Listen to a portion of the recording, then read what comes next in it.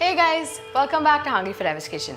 As you know, Pongal is right around the corner, so today we're going to show you how to make Sesame Seed Ladoo, a dish that's loved by both kids and adults and is also super easy to make. Let's see how it's done.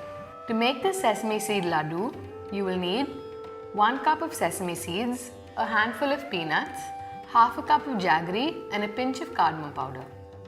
To start, take a large cooking pan and fry the sesame seeds until they start to become brown. Next, saute the peanuts for about a minute until the skin becomes slightly dark. Make sure you don't overcook them. Add the sesame seeds and the jaggery in a blender and mix them. Add a pinch of cardamom powder to the mixture and blend them together to form a fine powder.